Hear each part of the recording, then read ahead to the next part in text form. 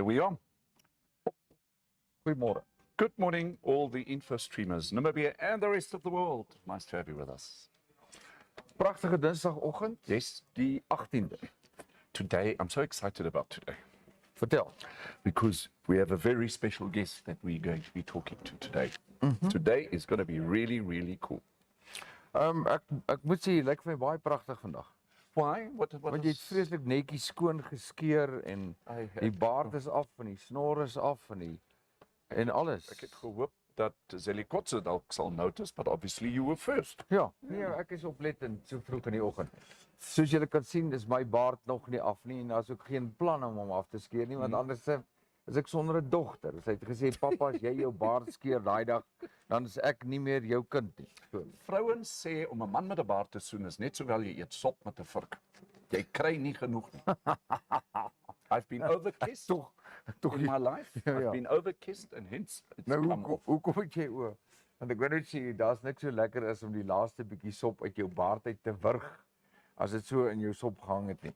Ja. En dit gebeur al meer met my. There she's noticed now. Is dit? Ja, sy Veral as jy in die oggende, as jy nou 'n lekker hamburger eet, die eerste ding wat jou besoeker of jou vriend of wie ook al vir jou sê is, daar sit eier in jou baard. heeltemal reg. En ek wil jou sê, Of jy eet varkvel en boontjies op. dit ook, maar dis fyn, maar jy kan boontjies op uit jou baard uit kan jy so uitvryf, maar jy kan nie 'n slap gekookte eier, Ja. pap, kan jy nie, jy kry hom nie uit nie, want die eiergeel verkleur jou baard.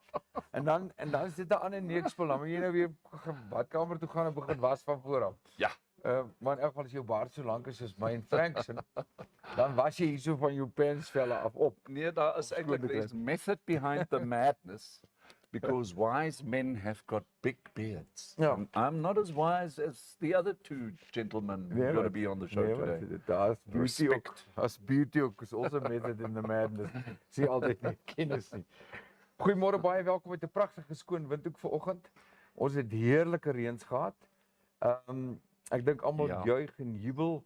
Toch, dit was baie lekker. Weet jy wat, dit het vanoggend vroeg, toe ek nou my eerste koppie koffie drink hier so om en by 6:00 se kant, toe klink dit vir my sommer of die voëls vroliker is.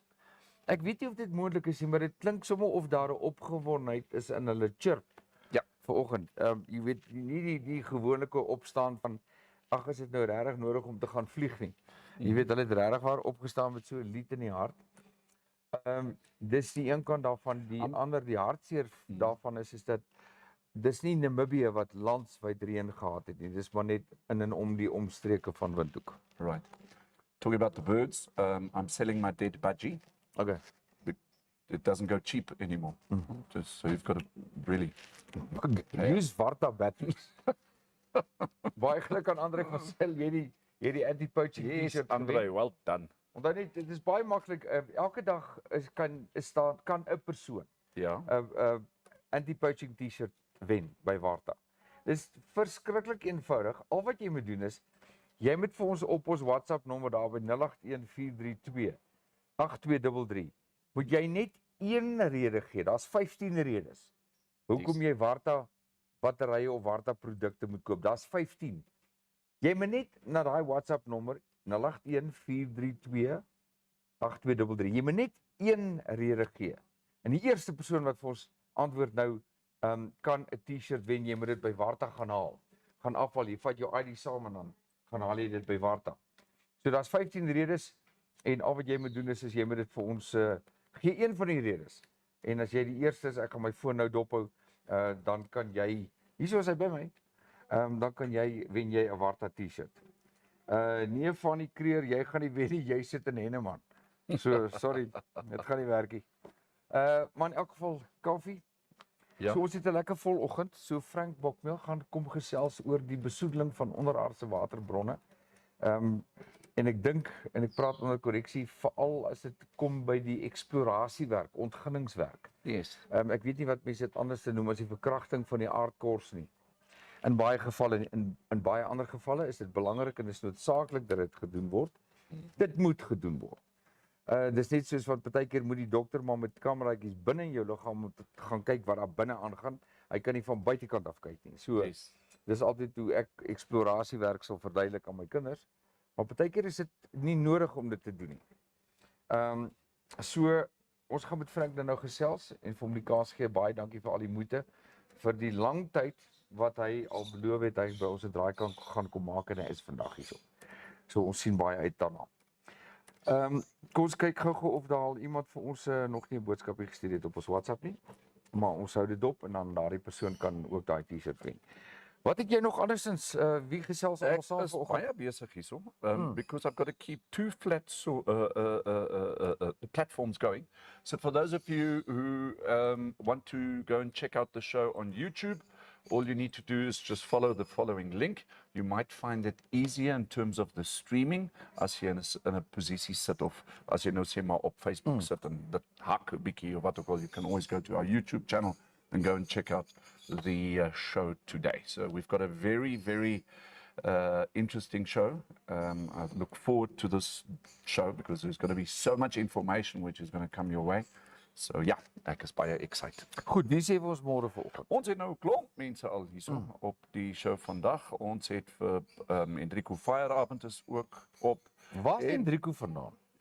Enrico? Ja. Hy is mos oorspronklik van Tsumeb af. Okay. Hy's maar hy's 'n windhoeker. Ja, hy's my broerskind. So hy's deel van die familie. Goed, Yes, Enrico. Ja. Yeah, so nice to have you all on the show. And yeah, I think we'll take a commercial break, go quickly through the newspapers, and then we'll chat to Frank. En dan weer van julle onthou net wat wel saam gesels. Dit is baie keer so dat ons hier en daar 'n hallo mis. En moenie opgee nie, wees verseker dat ons as ons dit nie in die show sien nie en ons noem nie jou naam nie, beteken dit nie ons sien dit nie raak nie. Baie keer in net soort van in the motion of the ocean. Yes. Baie keer gebeur dit dat ons hier en daar name skiep. So asseblief, ek het gister gesien dat 'n klompie mense het hallo gesê. Ek weet party van julle sê hallo na die show. En ongelukkig kan ons dit eers die volgende dag dan erken. Maar moenie opgee nie. Dis altyd lekker om van julle te hoor. Maak nie saak of dit na die show of later die aand is nie. Ons is nou weer terug.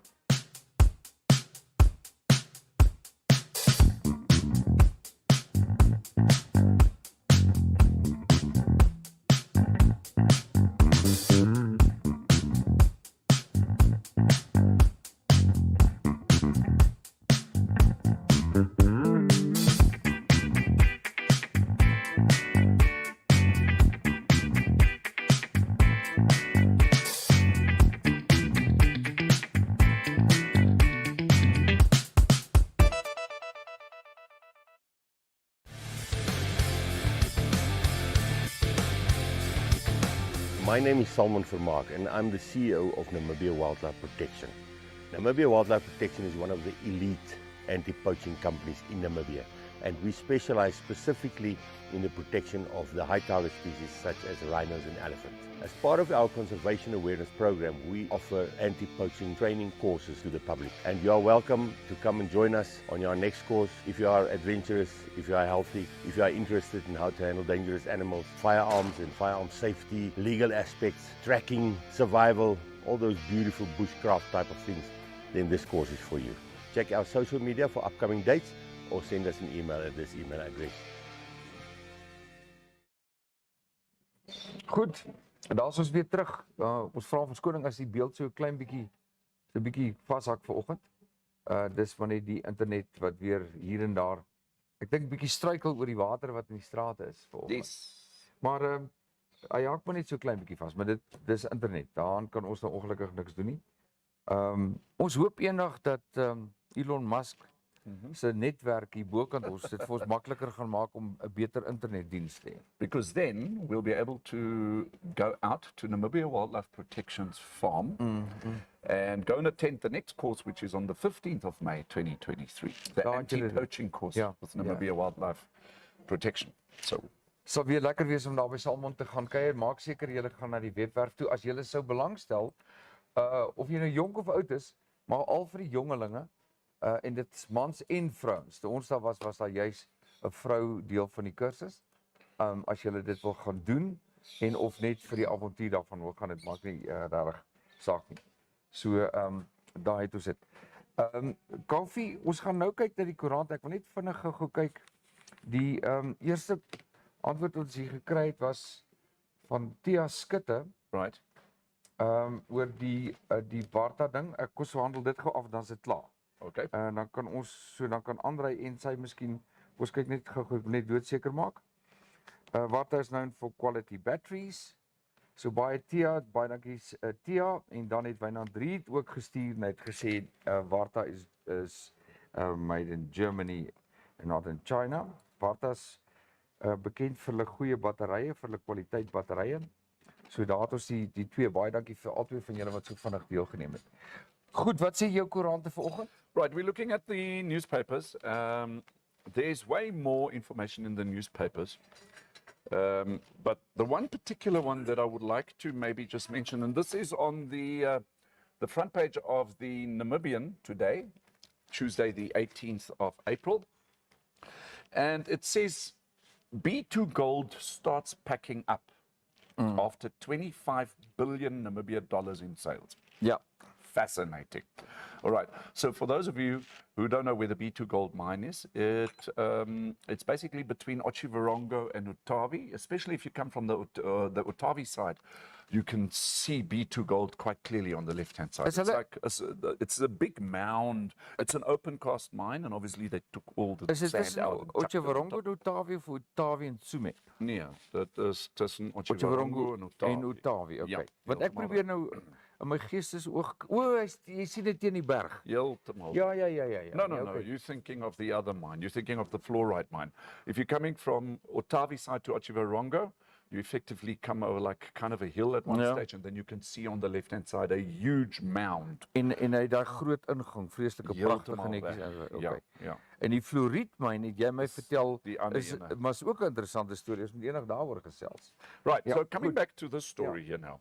What the newspaper is saying, Namibia's biggest gold mine, listen to this, B2 Gold Namibia, which last week announced a phased closure process, has for the past 9 years sold gold worth over 25 billion Namibia dollars. Try and get that into our minds here. This mine has been running for 9 years, okay? And now they're announcing a closure due to it not being economically viable to take out the gold anymore. So hy's nou uitgemyn. Mines typically have a lifespan. But can you imagine building a monstrosity of a mine like this? In 9 years, you take out the gold, and now you're done. The question that we all have is this mine going to leave that environment exactly the same way that they have found it? Or are we going to see this big heap of sand for the rest of our lives? Because in my mind, I think that open pit should be filled up again. Ja, Right? I mean, from an environmental point. Jy's heeltemal reg. So, gaan ons nou regtig sien hoe hierdie myn, how that area is going to be brought back to its natural habitat. 'n rehabilitasieproses. Ek wonder. Ja. En dan was daar vrae vanoggend Wynand 3 en Frank Bockmuhl het daaroor gesels en gevra is die ondergraads of is die waterbronne of die water kos dit maar waterbronne in daardie omgewing is dit dalk besoedel en indien wel wat gaan daarvan geword wat word daarvan maar jy kan saamgesels vir Can I add another Ja, key nut natuurlijk, to natuurlijk. what we really like to know is how much tax has been paid to the Namibian government in terms of all of this. 25 billion Namibia dollars. How much tax was paid to us? Maar weet jy wat Kaufee, dis ons praat daarmee afgelope 2 dae van verskriklike groot gelde die oorname van brouwerye deur Heineken. Ja. Daar's ook weer biljoene ter sprake. Vanoggend se hoofberigting van die Afrikaanse koerante is dat die vorige raad van die ONL wat bedank het of Yes. Maar daar is ook sprake dat daar van daardie lede is wat nog steeds aanbly of gaan aanbly. Maar ek dink dit was deel van die beplande oorname. Dit maak eintlik al sin. We actually did reach out an invitation yesterday, and I think just with a shuffle at the moment, I'm not too sure who the appropriate individual at Namibia Breweries would be that we can invite here to InfoStream onto our show and maybe have, just a little bit of a more informative talk about, the handing over of the shares to Heineken, the majority shareholding to Heineken. Ek moet bysê ook net soort van 'n so appendix, so 'n klein stukkie aangelaste darm by die B2 Gold mine storie is dat hulle sê dat hulle wel toegewyd gaan bly aan Namibië en ek lees hierso omdat hulle weer geld gaan belê in verdere eksplorasiewerk met die hoop om nie net die huidige projek so 'n bietjie lewensduur verlenging te gee nie, maar ook te kyk na ander moontlikhede in Namibië. Nou dis altyd goed dat jy nie net vat en wegstap nie. Ja. Die enigste ander storie, wat het jy nog wel? Wynand is on the show as well. Hello, Wynand. Nice to see you. As far as I know, there's a rehabilitation law in Namibia which forces the mining company to leave the environment in its original state. You're absolutely right. The question is just, is it being done? Ja. That's the question. Charmaine Lou? Ja, wat sê sy? Nee, sy is van swak op mond af. Sy sê net hallo. Piet Spies in Bloemfontein, hy sê volgens wet moet die omgewing rehabiliteer word in Suid-Afrika. Is dit so? Ja. Right. Ja. And then we've got Abby Smith and also Fern Funeral Solutions. So that's who we have on the show. Baie dankie vir julle. Ons het 'n lekker interessante gesprek vir die van julle wat nie saam praat nie, maar wat wel kyk, moenie weggaan nie. Ek het dit so een of twee berigte. Die een wat vir nogal baie oulik is en ek moet sê ek is verras deur die opskrif. Dis iets nuut waarna ons miskien kan uitsien om oor te gesels is dat Namibiese vroue het uitstekende grondregte. Namibië is een van die min lande in die wêreld waar vroue meer eienaarskap of verblyfsreg oor grond het as mans. Really? Het jy dit geweet? Ja. That's good news, isn't it? Daarbenewens word Namibië uitgesonder as een van die voorste lande in die wêreld as dit kom by beleidshervorming tot voordeel van vroue en regte tot grondbesit. Because from what I understand as well, I didn't read the article. Somehow, where was the study done? But I think it might have been America or somewhere. They did a study and they found that if women were to own more land in America, it would add something like $1 trillion to the food production of the United States. Is that a point? Can women who own land, let's say farming, or can they manage it better than men can do? Ek dink ek gaan my hand opsteek daarvoor en sê ja, ek dink is moontlik. I tend to agree with you. Omdat die vroue in jou landelike gemeenskap tradisioneel die werker is van die grond. Yes. Die ploegwerk, die plantwerk, die oeswerk en so meer. En ek dink dat hulle dedication because of the sense for survival is baie meer akuut as die van mans. Wat eerder onder 'n boom sal sit, 'n lagotla boom soos hulle gesê het in Suid-Afrika en planne maak terwyl die vrou besig is om te oes en kos maak. En die oorlewing van die familie dalk vir haar belangriker is as om te praat oor planne. We've seen it in other countries with other cultures, other traditions as well. Let's take the rice fields in China, right? You see the majority of women working the rice fields. In India, you see it, even here in Namibia, in the cultural areas. You see mainly women working the land. Ander interessante storie in die Afrikaanse koerant is dat die San gemeenskap sê hulle soek nog steeds na die skedel van hulle koning. Hy is iewers in 1914 doodgemaak deur die Duitse soldate en die skedel is nog iewers in Duitsland. En hy het gesê hy gaan nie ophou met die planne om die skedel te repatrieer nie. Hy soek ook 'n ordentlike sametrek wanneer dit gebeur om dan 'n groot fees te reël en die feesvieringe daarvan of die kultuur van die Sandgemeenskap te vier. So dis nog 'n storie. Ja, en dan is daar eintlik 'n klomp interessante stories oor vroue en vroue wat moet saam staan in Namibië. Yes. Veral in die politieke geleedere. So ek gaan lees dit ook, is baie lank stories daarso. Net so vinnig, Kaufee, ons gaan daar net so een of twee ander adverteerders ook noem. Ons sê gou daarso weer vir die van julle wat al motors koop. Daar's die skuifie op F1 Auto Traders by 081 387 7029. En ons het ook vir Cleaning Masters. Julle kan vir Wiek skakel by 081 565 4901. Nou by Cleaning Masters, daar's hulle skuifie op.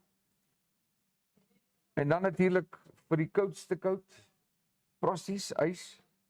Daar's hulle slide is op 081 227 4411. Frosties ys. Jongman met baie planne, maar hulle ys is werklik waar koud. En dan het ons, wie het ons nou nog? Toe maar, maak nie saak nie as ons hulle uitlaat, sal ons hulle nou weer sal ons hulle bykry. Daar's hy Kaufee. Wil ons vir jy gou noem van die prys wat ons môre weggee. Yes. Ek dink dis belangrik voordat ons dit vergeet. Okay, so please just remember that we are having a competition together with Global Pots. Tomorrow also Jürgen Hecht, the owner and the CEO of Global Pots Namibia, is also going to be on the show. So we've got a competition going. I will post the competition details in the comment section as I speak.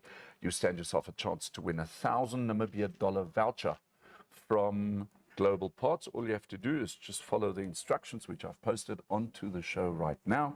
You stand a chance to win $1,000 Namibia voucher from Global Pots in Namibia. And all you need to do is tell us what quality parts does Global Pots Namibia sell in terms of which motor vehicle brands. You can find the answer on the link, and you will have to like and follow Global Pots Namibia and InfoStream Namibia's Facebook pages to be able to stand a chance to win. Kindly note that contestants living in Namibia may partake. Those who do not live in Namibia are unfortunately excluded. And please send your answer to the WhatsApp number at the bottom of your screen, +264 814 328 233. Ja, doen dit. That's it. Ons sal weer later gesels of môre gesels oor die groot Warta kompetisie vir Vrydag. Dis nie die T-shirt kompetisie nie. T-shirt is op net 'n lekker een. Dis soos 'n stukkie jam. Ja. Appelkoos konfyt op 'n varsgebakte boerebroodjie, daai wat so uit die oond uitkom. Ons het daai lekkerte saam met die botter. Die groot Warta kompetisie is ons sal die promo later vir julle wys en dis natuurlik Vrydag se trekking. Dis die tweede van die groot hampers wat Vrydag weggegee word. Nog wie gesels saam? Dan kan ons 'n breek Sonja vat Brett Schneider het nou daarso die antwoord gegee, maar Sonja, jy moet dit asseblief na ons WhatsApp nommer stuur. Ja, That's it. stuur dit gou. Kom ons vat 'n breek en dan as ons terug is dan sê ons welkom vir Frank.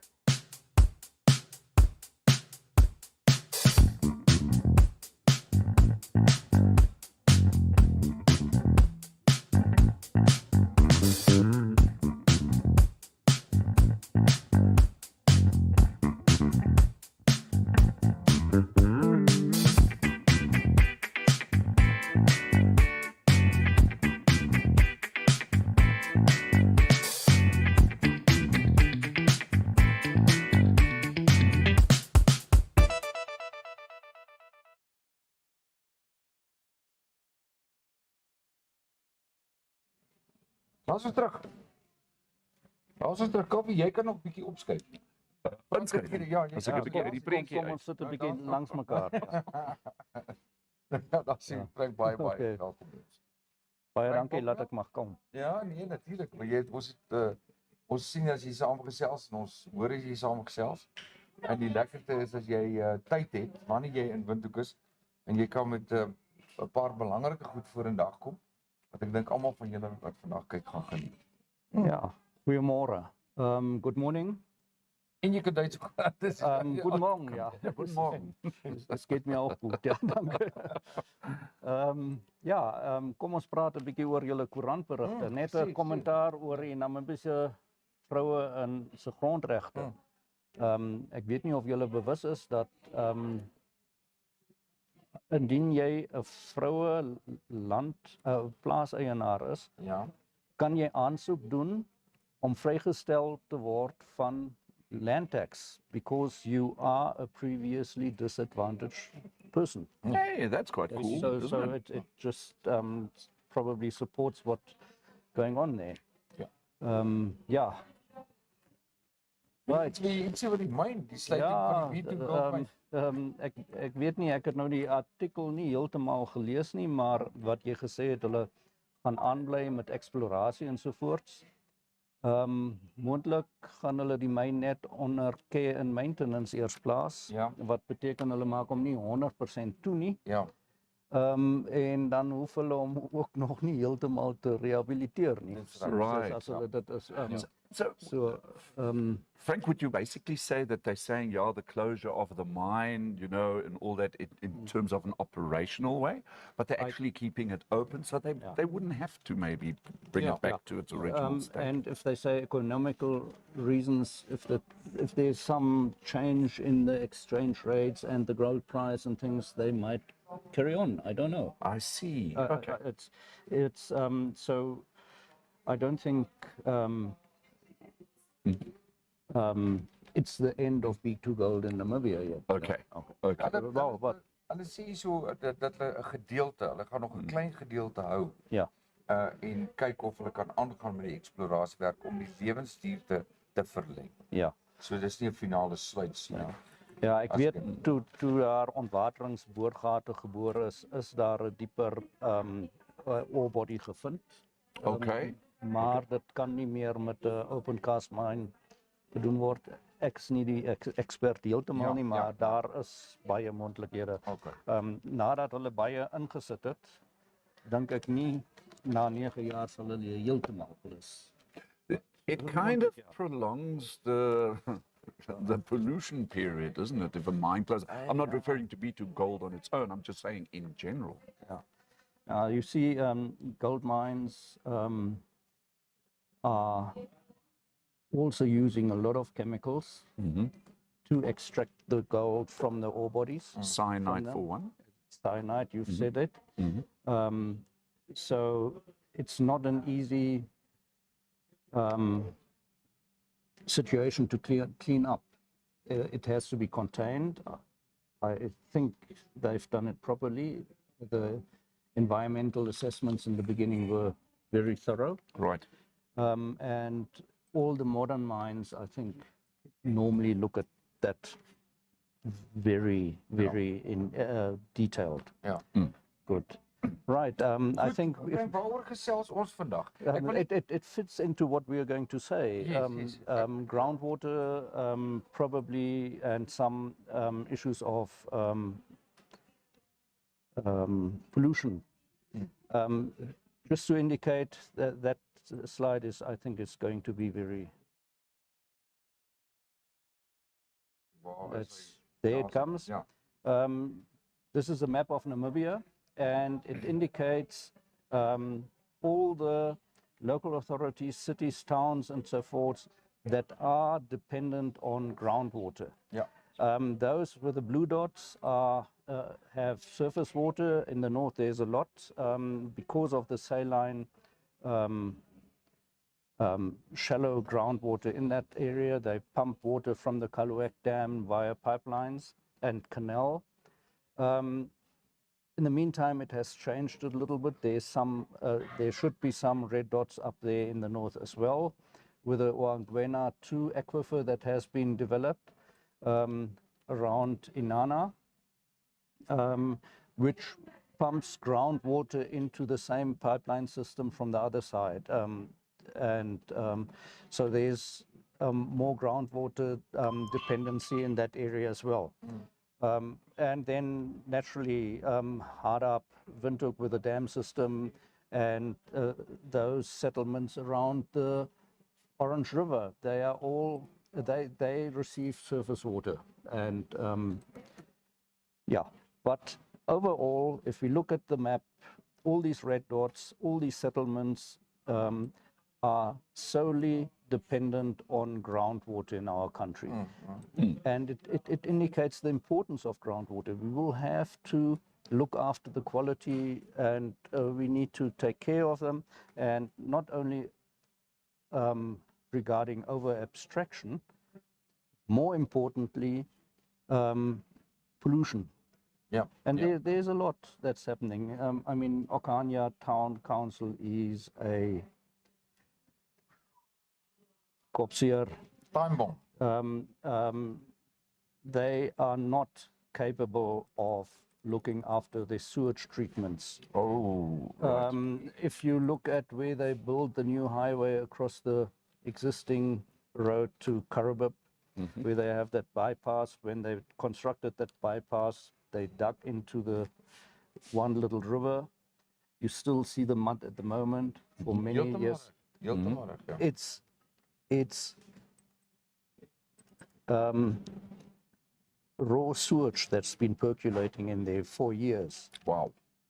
It was percolating underneath the road. We've had a problem with that, and it all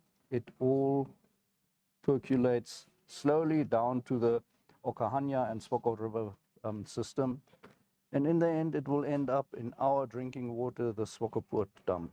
En sal dit dan It's already Vandaag bereik of nie? that's upstream. Okay. That's upstream of it.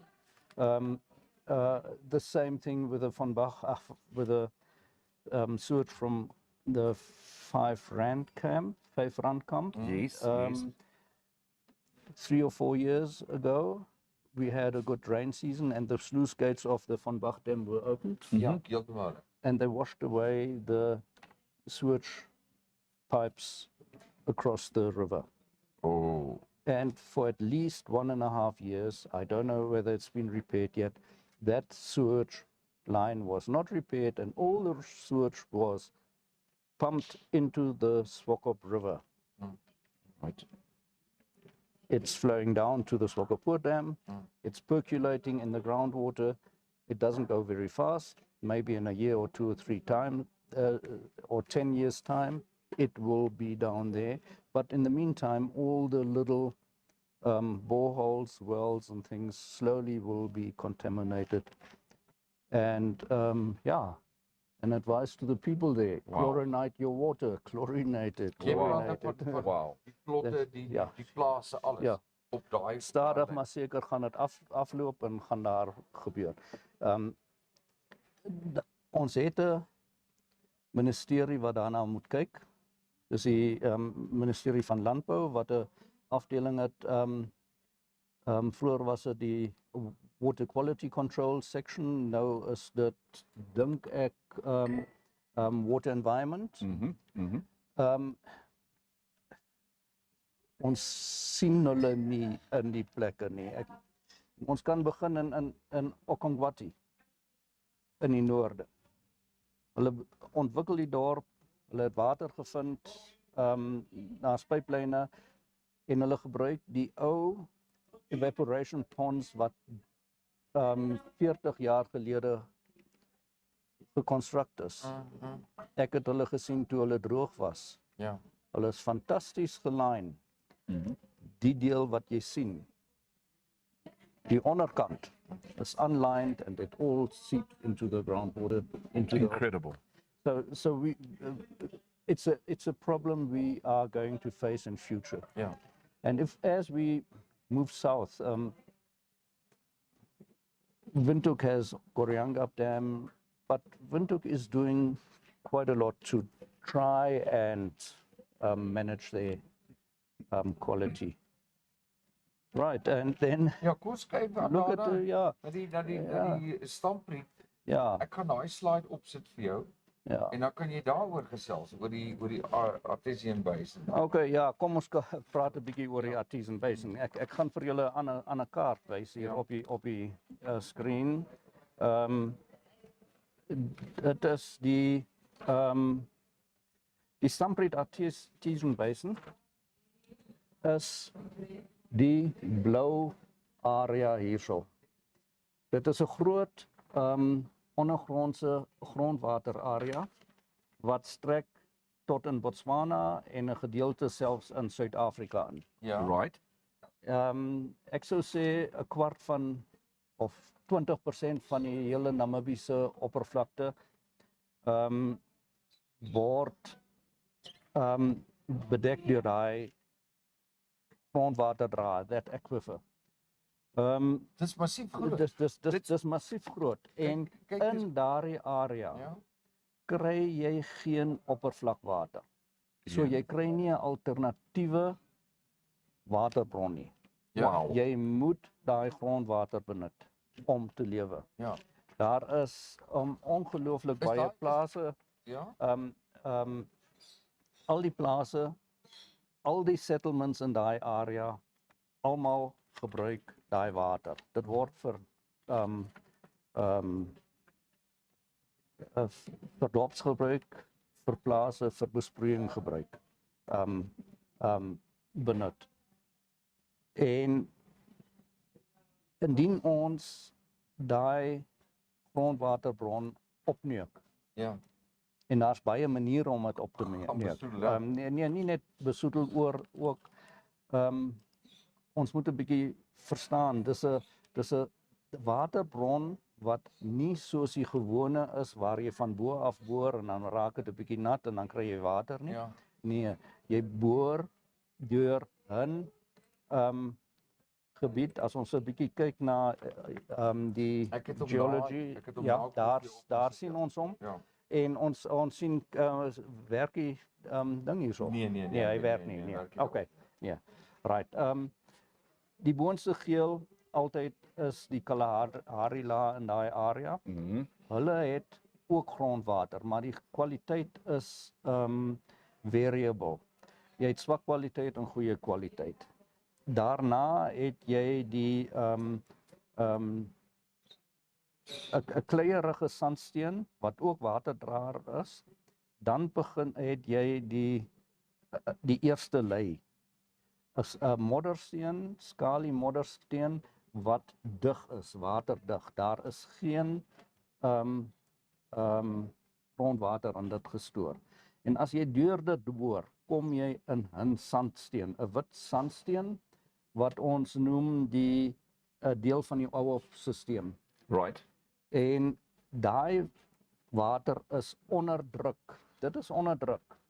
En die oomblik as wat jy daar inboor, begin daai water in die boorgat opstoot en hy stoot hoër af as wat die watertafel van die Kalahari is. Okay.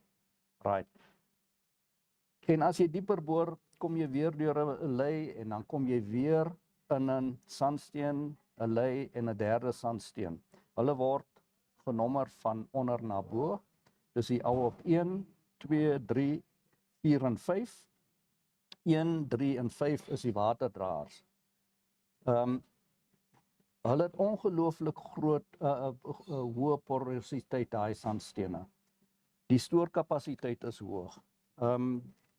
Die vloeitempos kan baie hoog wees, maar as jy 'n gat boor van bo af tot in die eerste ene sonder om 'n voering in te sit om die boonste dele af te seël, sal al daai water wat onder druk is perkoleer in die opperste twee waterdraers, veral die Kalahari en Nooilore formasie.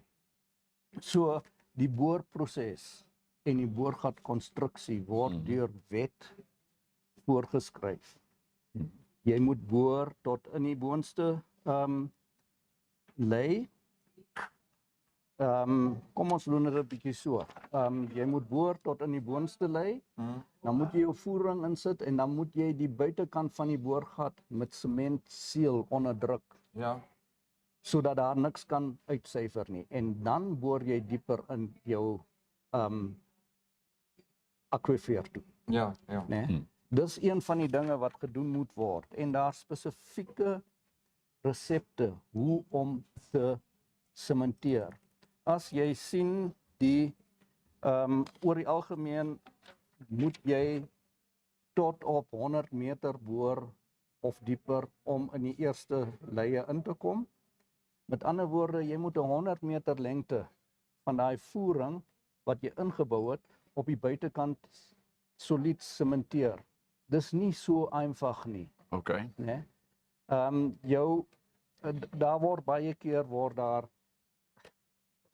gegaan en hulle meng sement en sand en hulle gooi dit in. Nou vra ek vir julle almal, as jy 100 meter of vloeibare sement het met sand gemeng, hoe gaan dit later lyk? Ek sê vir julle, die onderste deel sal baie sand hê en die boonste gaan 'n bietjie sement sludge hê. So jy gooi nie sement in die mengsel nie. Dan is daar dinge soos bentoniet wat jy insit om die vloeikapasiteit te verander, die thixotropic properties. You can Google, I will not go into it now. En dan sit jy selfs nog 'n retarder sodat jy tyd het om daai sement in te pomp voordat die sement begin stol. Ja. Nou hoor ons van baie van die mense, hulle sê hulle gooi kalsiumkloried in die sement.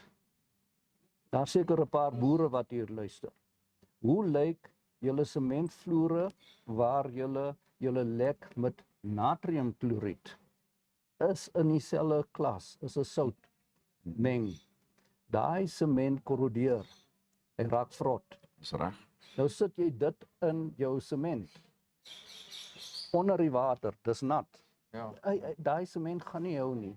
Right. Kalsiumkloried maak ook dat 'n sement krimp as hy set. So jy gooi sement in en laat hom krimp en daar is die openinge alweer daar. No go. Ek raak nou 'n bietjie aan die gang, maar ek dink dis wat ons moet doen. Nee, dis heeltemal reg. So in die eksplorasie van enige mynwerk moet ons Ek gou vir jou Ja. vra. Ek sien ons Maklik. klank is bietjie sag. ja, Ek wil net vinnig gou julle moenie weggaan nie. Ek wil net vinnig gou 'n breek vat vir ons nuwe net gewartas line en dan kan ons lekker verder gesels. Gee my 1 sekonde. So dis baie vinnig. ek kan ook my gehoorapparaat harder sit. Ons is nou terug vir julle, moenie weggaan nie. InfoStream Namibia live streaming or online publishing allows you to watch and listen to the show in real time, giving you greater access to educational, informative and educative content. There may be situations where, due to technical difficulties, a live stream may not be available. Whilst every effort will be made to ensure the live streaming and relevant websites are updated and working, InfoStream Namibia takes no responsibility and cannot be held liable for the unavailability of live streaming in part or in full due to technical issues beyond its control. Therefore, it should be noted that no protection is afforded to participants for comments made during its shows, which are subsequently challenged in a court of law and determined to be deliberately slanderous, or for any comments made by interviewees, contributors, or online participators. The views of interviewees, advertisers, and/or participators do not necessarily reflect the views of InfoStream Namibia. Live streams and recordings of scheduled and additional content remain the property of InfoStream Namibia and are protected by copyright. Access to live streams and recordings of the show content is provided for commercial use. Videos, images, and audio must not be altered, reproduced, or republished without the permission of InfoStream Namibia. Images, videos, or other content provided to InfoStream Namibia is done by contributors or participators' choice, and InfoStream Namibia is therefore authorized by such entity or persons for use on InfoStream Namibia. For any commercial or media inquiries, please contact InfoStream Namibia at infostreamnamibia@gmail.com. Goed julle, ons is weer terug. Baie dankie vir die geduld. Ons het net gou seker gemaak dat ons klank hou ek net opgemerk dat die batterytjie daar bo op die kamera sê bietjie begin sak. We are getting the first comments coming through from YouTube. Kapunda saying, bravo manne, dit is baie interessant. So thank you there, Kapunda. Ja. Okay. Goed, ons is nou Kom ons kyk na van daai ons was by hierdie ene. antwoorde Stampede Ons kyk na daai ene. Basin Ons kyk na daai ene is die nee, aquifers. Daai is die ja. Nosop River. Nee, kom hy na hom gaan ons later toe. Uranium deposit right. Miskien is daai Stampede artesian deposit. Kyk 'n bietjie iets verder af.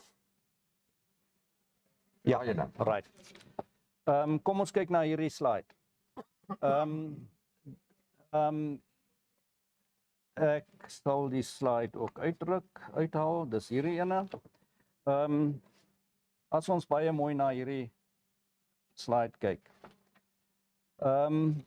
Dit is weer die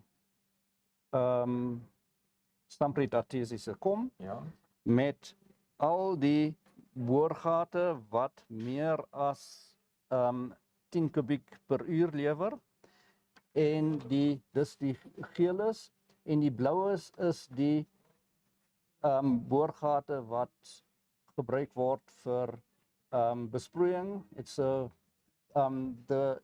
irrigation schemes. There are over 7,000 boreholes in that area. Wow. And the following data that we will show, Dr. Roy Miller, who did a lot of work on this, he evaluated them, and he, with the help of those data, he mapped the geology again. We will see that two ore bodies have been identified by the exploration company, Headsprings, and they've been doing a lot of drilling in that area to delineate the ore bodies. When it got known that uranium has been deposited, other exploration companies got hold of EPLs, exclusive prospecting licenses. So we anticipate that more of these ore bodies are going to be found.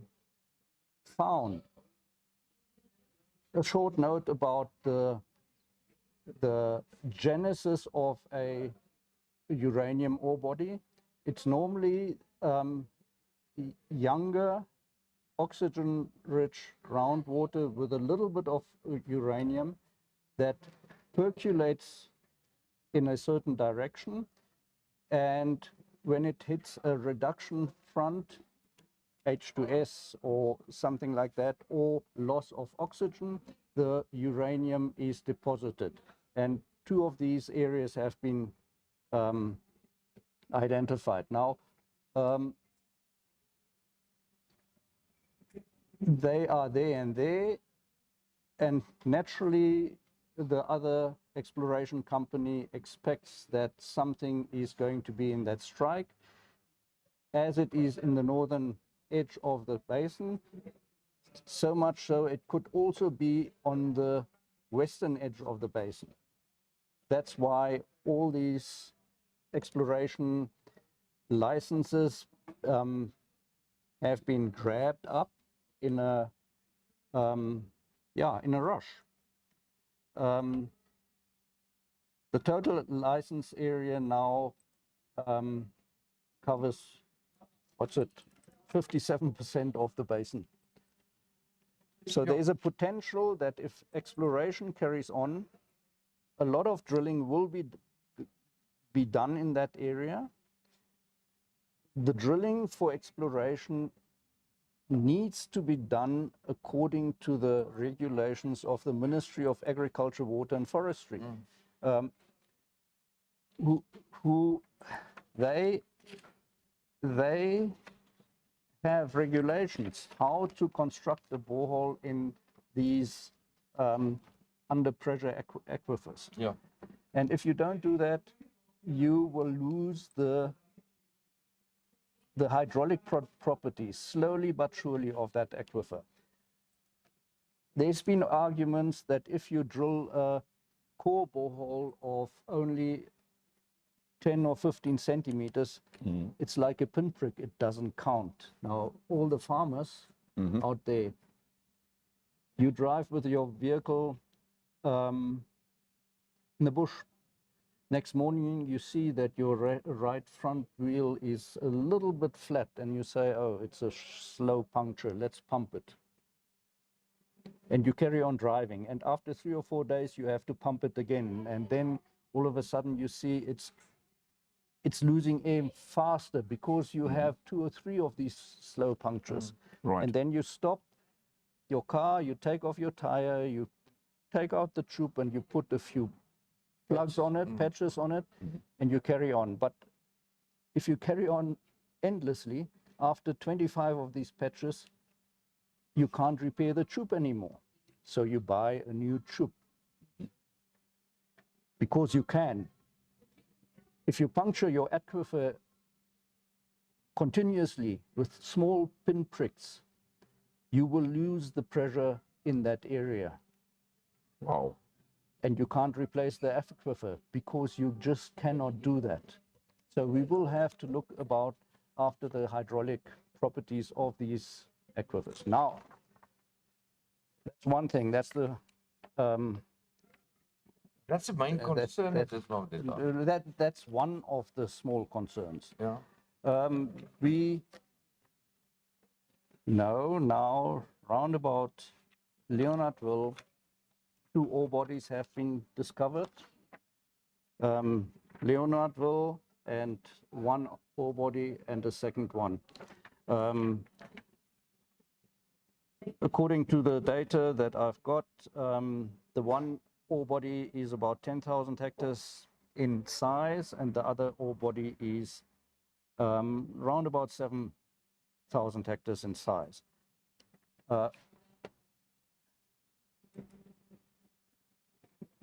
These ore bodies are in the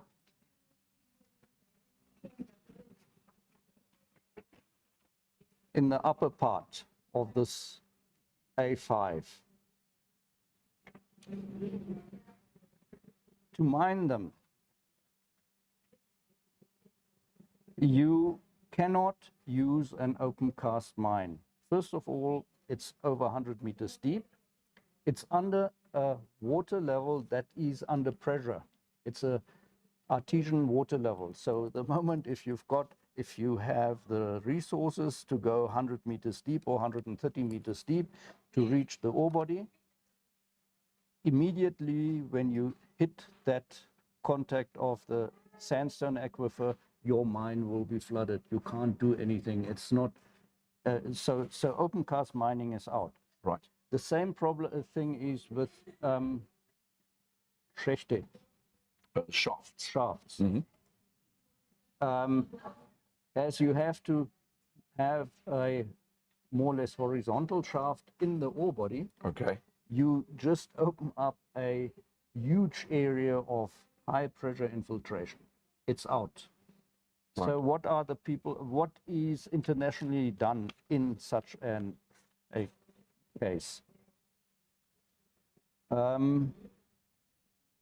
They use a leaching solution. They pump a leaching solution into the ore body, dissolve the ore, and pump it out again. Okay. That's called in situ leaching. And I will just talk a little bit about the dangers of in situ leaching just now. If we go back, remember that map, and if we remember what this is 3 boreholes on 3 different farms. And you see that the strata that are intersected are all on different depths. The system is the same, but the depths are different. Right. Right. And with that, with evaluating the 4,990 boreholes, a map of faulting in that aquifer was developed. And that's on the screen now. Now, each fault displaces the one. Wys hom op die kamera en dan kan jy dit met die potte daar so uit. Each fault displaces one aquifer horizon against another one, and is a possible conduit that takes water from here to there or to there into other ones. We call it preferential flow channels in hydrology. Regionally, in this whole area, the water body moves only a few meters per annum. But locally, in these faulted areas and where there's abstraction, we've got on record flow rates up to 20 meters per day. Is dit vertikaal of horisontaal? Dis verticaal. Vertikaal. as ons nou vra wat wil jy sê the general flow direction is from here to there, Okay, good. to that side. Good.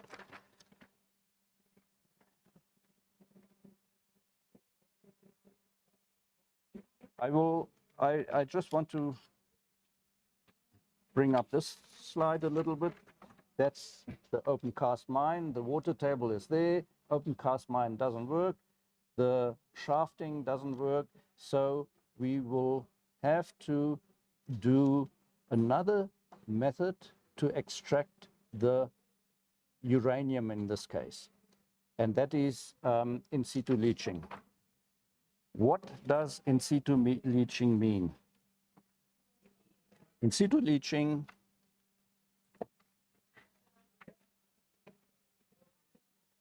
I've got an example from Beverley in Australia. And by the way, at the end of this discussion, I will put a sheet up with all the references. Whatever we say here has been documented somewhere else. This one comes out of the International Atomic Energy Agency's report, 2005, page 38, Beverley, Australia.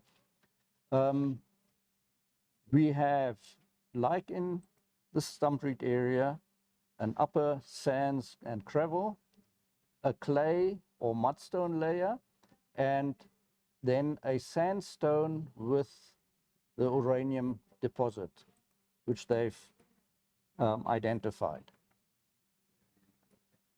What you do is you inject an acid solution and then you pump it out and extract the uranium with some chemicals and re-inject the acid and water mixture. That goes on for up to 5 years or longer until the solution that they create has a concentration of uranium which is lower than economic feasible. We've talked about another mine now, economic feasibility. Ek wou net jou gevra het, maar is daai proses is dit viable? It's very viable. We will just now see. And they spend a lot of money in that because these boreholes are 20 meters apart. Yeah. And if you've got a 7,000 hectare well field, you can imagine how many thousands of boreholes they actually construct. Right. Look at this. This is one of these well fields with a lot of boreholes, pipelines that connect these boreholes. Yeah. Because they don't have an extraction plant at every borehole. They've got one central one and many thousands of boreholes. Now, so you've got extraction wells, you've got monitoring wells, and you've got injection wells. Yes. And that goes on for per mining unit for 5 years or longer. Mm-hmm. And for a mine field, it could go 30, 40 years because they shift the mining units. And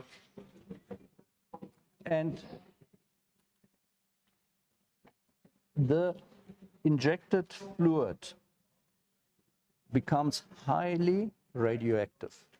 Ek wil net vir jou vra, hoe beïnvloed dit nou die aquifers en die Dis hier waaroor ons praat. Ja.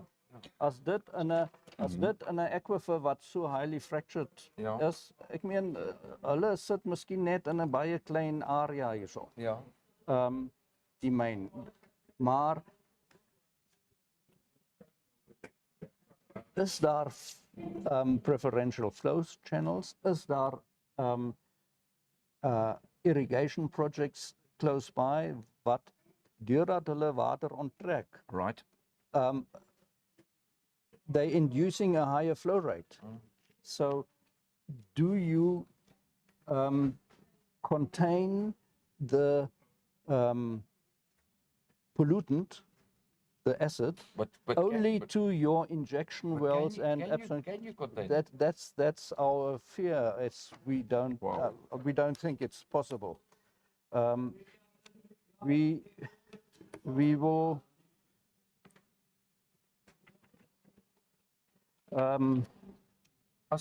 waar ek ben ook hier na ander kant toe. ja, wees en dan praat ons aan want die een wat as ek nou weer kyk, ons gaan net gou verlede. As ek kyk na hierdie gebied alleen wat nou daar oop is. Dit is ja. En as ons kyk na eksplorasiewerk wat nou gedoen word, wat 57% beslaan, Ja. is die groot gedeelte van die Stampriet Basin is in moontlike gevaar. Is 'n moontlike gevaar want hulle moet eers nog 'n ore body vind. Ja. Hy's in moontlike gevaar deurdat hulle baie boorgate boor wat nie reg gelyn word of geseël word nie. Maar dit is 'n tegniese ding wat die ministerie van landbou kan beheer en ek hoop hulle sit hulle voet neer en hulle soos as 'n boer in daai area en ek het dit gedoen was by 'n besproeiingsboorgat wil boor in daai horison in. Dan kry jy 'n permit en daai permit stipuleer dat die boorwerk onder professionele toesig gedoen word Okay. deur van die ministerie en in my geval was dit baie keer so dat hulle toe vir die boer gesê het, okay, daai geoloog het die ondervinding, as hy die toesig doen, dan hoef ons nie by te wees nie. So, okay. en hulle het my verslag aanvaar. Net bygesê, daar was een groot ondersoek na die Stampriet artesiese kom in 2002. Die Japaneese het dit finansier en dis die eerste keer dat baie van hierdie data ooit saamgevoeg is in een verslag. En daar's baie boorgate geboor en ons het die sealing van die boorgate vir Namibiese standaarde gevolmaak op daai projek, want ons het onder leiding van Japaneese ingenieurs gewerk. Japan is vooraanstaande op dit, want hulle het nie vir waterontginning of so iets, maar vir hulle geothermal projects waar hulle energie wen deur 'n diepte boor in fault zones in en die warm water en vloeistof te gebruik om verhitting en energie te wen. Boor hulle die boorgate en hulle moet daai boorgate kan nie lek nie, dan gaan jy hulle nie gebruik nie. So hulle daai full hole cementation down the hole grouting method vervolmaak en ons het dit geadapt. So dis nie net hier sê dinge wat ons daar doen. Ons kry 'n paar kommentare hierso. Ek wil net gou teruggaan op die YouTube channel. Kapunda vra en ek dink hy verwys na die in situ leaching. Hy vra, is dit die proses wat ons ken as fracking? Of is fracking iets anders? Nee, dus de fracking is nie in hierdie geval dieselfde ding nie. Okay. Ja. En dan dankie aan Stampriet Aquifer Uranium Mining Association, SOMA. They are saying thank you for this very informative conversation. They are sharing it on their page now. And then there was another question that Wynand Reed asked. Het die boer die reg om te sê nee, jy boor nie op my plaas nie? Nee. Nee, die boer het baie regte, maar as die hy mag hulle nie verhoed om te boor nie, maar hy kan stipuleer hoeveel hulle moet betaal, wat hulle kan gebruik ensovoorts. Right. En ons van SALMA wil graag die boere ondersteun.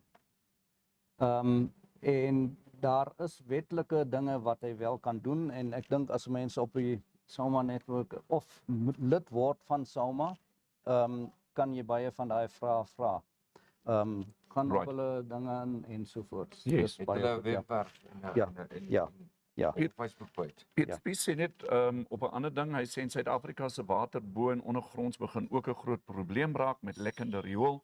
Van die strande word toegemaak vir swem as gevolg van rou riool wat in die see gestort word. Min of geen onderhoud word in rioolstelsels gedoen nie, want die geld word gesteel. Dit is wat hy sê. Right. Okay, kom ons gaan net 'n bietjie terug na hoe lyk 'n wellfield? Okay. Daar is Is dit dieselfde as hierdie? dis een van die voorbeelde. Ja. Ek meen daai een is waarskynlik een van die op hierdie kant, maar jy het altyd 'n paar injection wells waar jy die solution inpomp en 'n abstraction well erns. So afhanklik van die design van die geologie van die uitleg van die ore body word die dinge oral so gedoen. Maar as jy na daai slide daar gaan en as jy weet hoeveel pype is daar, hoeveel pype kan breek, want jy moet 'n pomp uittrek, die pomp werk nie altyd nie. Pompe het nie 'n oneindige lewendtyd nie. Is daar spillages.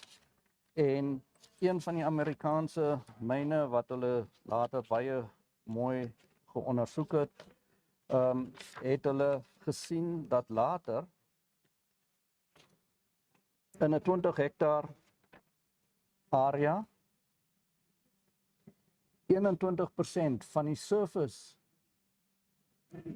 is gecontaminate met highly radioactive spills. Wow. 21% Wow. van daai Ja, nou jy kan later met 'n besem daaroor vee en jy kan daar 'n bietjie sand oor hard en dit lyk baie netjies. Maar radioaktiwiteit kan jy nie sien nie, jy kan dit nie ruik nie, jy kan dit nie proe nie. Dit is daar. Dit het ingesyfer in die sande. Daai spills. So jy het die oppervlakte begin en as daar plante seergemaak. groei is, kan dit in die plant intrek. Dis nou een van die vrae waar jy my 'n bietjie vasvang wat ek nog nie oor aan gedink het. En ook weer hierso. An International Atomic Energy Agency report, laat sê 222. So dis gedokumenteerde gevalle. Feite hierdie eintlik. Feite. Ja. Ons kan redelik lank aangaan oor hierdie geologie en hierdie Die feite, die inligting. ja. Ek moet net vinnig noem, ons loop so amper uit tyd uit, maar ons het nog so 'n minuut of wat. Okay. Ja. In 'n 1700 hektaar mynveld, Lost Creek, in situ leaching mine, USA, uranium energy. It was divided into 19 mine units, 1,400 wells per mine unit, 25 meters well spacing. That would be 26,600 wells in total, injection and production, in a 1,708 hectare area. Dis 'n klein plot. One of the, according to the date that we got from the exploration companies, the one ore body is 10,000 hectares. Now, just imagine what's happening there. Going to happen. iets anders raak, ja. As we don't have that much time left, Ja. I just want to put another thing in. If we have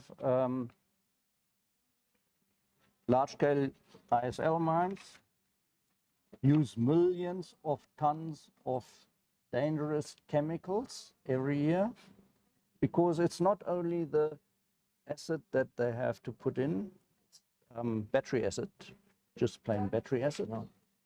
They also use chemicals. Once the uranium has been dissolved and on surface, they have to precipitate it somehow with a chemical. Heavy metals in that have been deposited together with the uranium are also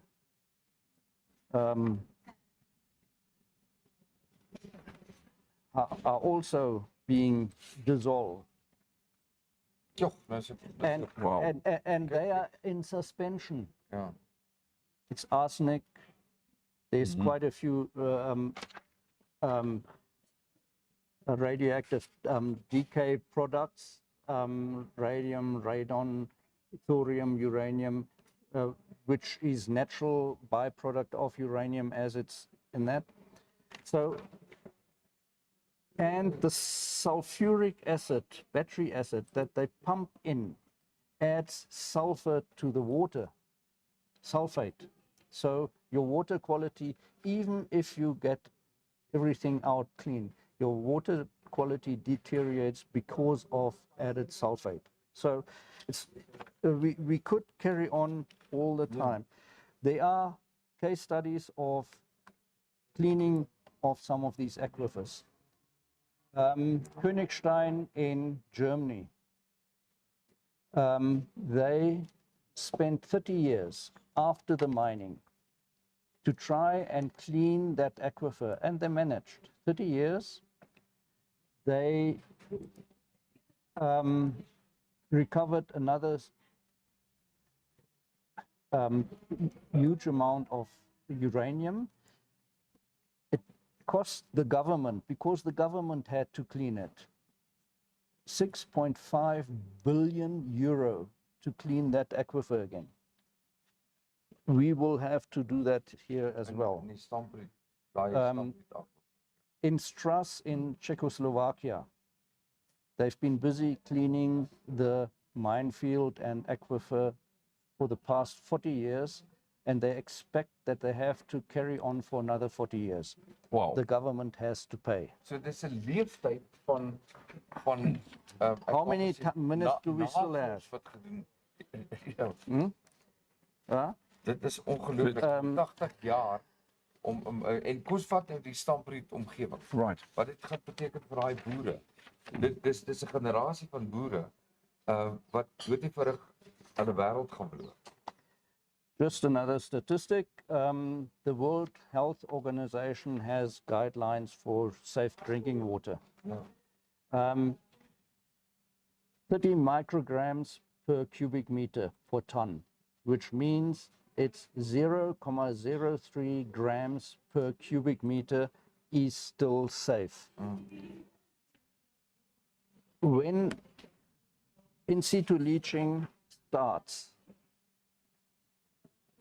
to make it viable, they increase the uranium concentration to 900 grams per cubic meter. That is 20,000 times more above the WHO guideline. Now we talked about viability of another mine. They stop normally to pump and clean when the concentration is at about 10 grams per cubic meter, which is still 333 times above the guideline. Maar dan suppose baie Then they stop. It's there. Daai water is It's there. contaminated en klaar. And then you have to start cleaning. Ja. 80 jaar, 40 jaar, 80 jaar. I put it like that. Ja. We are not, definitely not against mining. We are not against development. We are against the only possible method that we know and that has been mentioned of mining in that area, and that is in situ leaching. It is a dangerous process. The United States of America had 24 such operations. No acid leach operation in drinking water aquifers is allowed there anymore.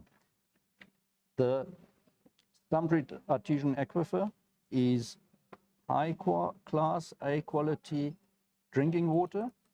It's one of the best quality waters we've got in this country. We shouldn't do any exploration and or in situ leaching.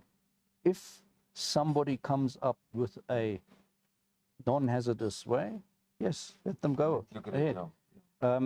Just another klip in die bos. Die baie bekende, nou bekende Bockmühl 2 aquifer in die noorde wat ontwikkel is, Ja. is dieselfde tipe aquifer, né? Dis nou die een daar By Inanna Inanna, wat ja, en ja, ja. en wat as daar uraan gevind word? 50% van die Namibiese bevolking bly daarbo En dis afhanklik. en dis die enigste grondwater wat hulle kry water van die Kunene, Ja. maar ons weet elke droogte raak die pomptempo in die kanale minder. Daai is ten minste vir die volgende 50, 60 jaar wat ons weet genoeg water om 'n groot gedeelte van daai so it's the similar situation. Do we want that? Do we really want that? Comparison wise, the Stumpred Artesian Aquifer is about 6 to 10 times larger in extent than the Oranguena Aquifer. We are playing around with that. But as we are not fighting a company, we are not fighting the mining in such, we are against the method that can be employed to abstract the uranium. Baie dankie vir jou inligting, Kaufee. Wat ons nog vra, het ons nog ons wat saamgestel Yeah, het. people are coming in saying that it is a very informative show today. Thank you so much, Frank. Also on the live streaming YouTube side, that question has been answered. It's not fracking. It's called in situ leaching. I've put in a couple of links for you, also the definitions of in situ leaching, and that is effectively what Frank is sharing with us today in terms of the envisioned uranium mining in the Stumpred area. So there you've got all the info. Frank, thank you very much. That was really, really informative.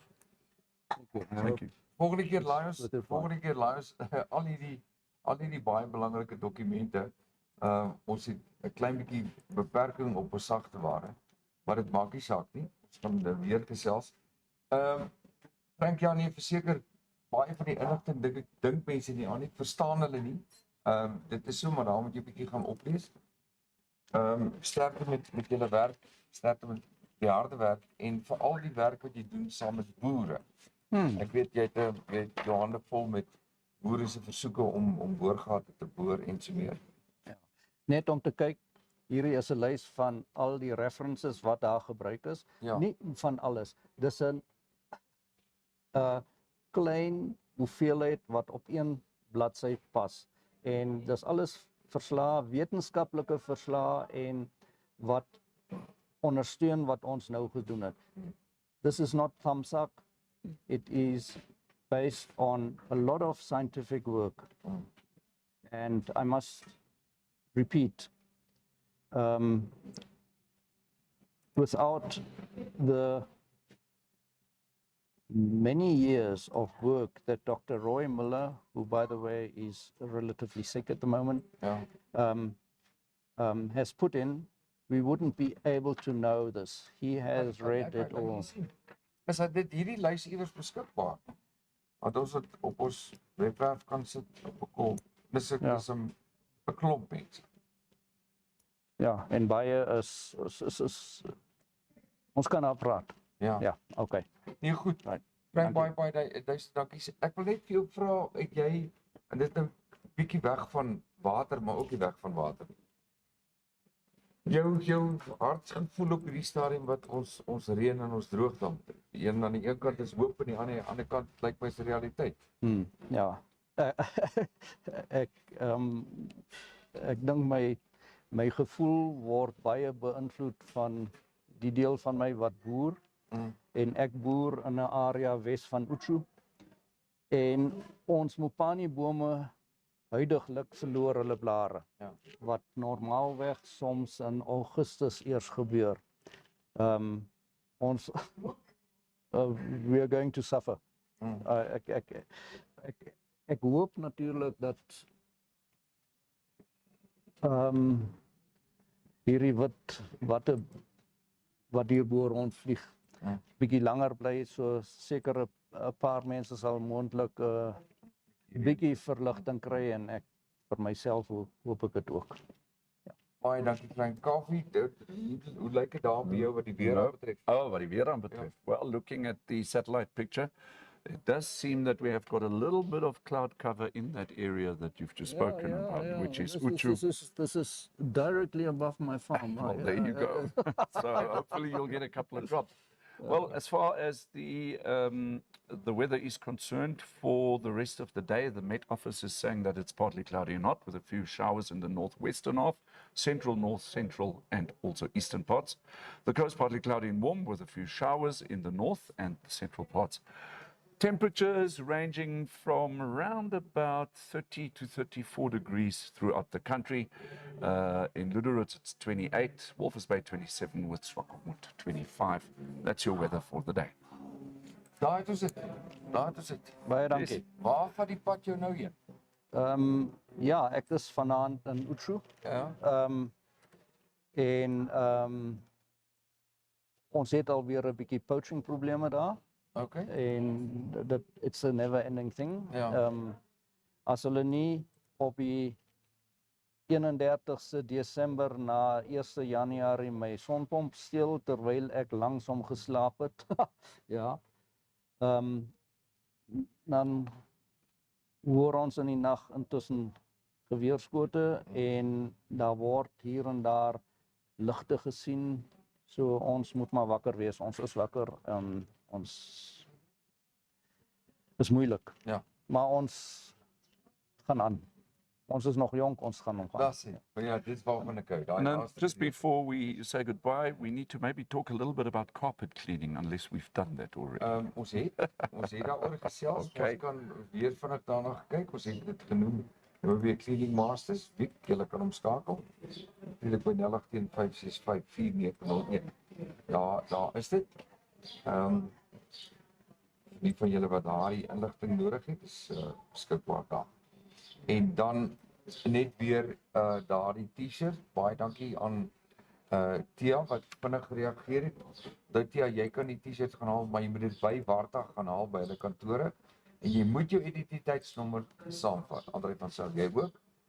So gister se wenner en vandag se wenner. Nou môre se groot trekking hierso. Moet dit nie mis nie. Dit gaan natuurlik 'n lekker ene wees. Daar's 'n klomp name wat in die hoed is op hierdie stadium.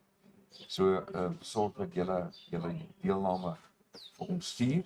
Julle het die vraag Kaffie het gegee. Môre gaan ons daai lekker prys weggee van die Global Parts. En dis dit van my kant af. Blyk my storie is uit. Frank sterkte baie dankie. Kaffie. Thank you, Frank. Yeah. There are a lot of comments that have just, not a lot, there's comments that have still come through. Kapunda says, thank you very much. He learned a lot today. So, that's the show for today. Goed. Rustig tot môre. Yes. Yeah, I tagged Dr. Roy Mala, so that he's... He's been in ICU. Oh. And he came out, he's at home now, but he will... No, we're still on.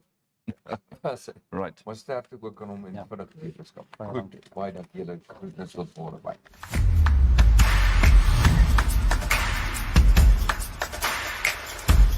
Thank you so much for watching. Remember, we're on YouTube, we're on Facebook, and you can also WhatsApp us. Please do us a favor and like this video, share it, and subscribe to our channel. Don't forget to click on the bell icon, so you can get an update when new videos are uploaded. Thanks for now, hope to see you next time.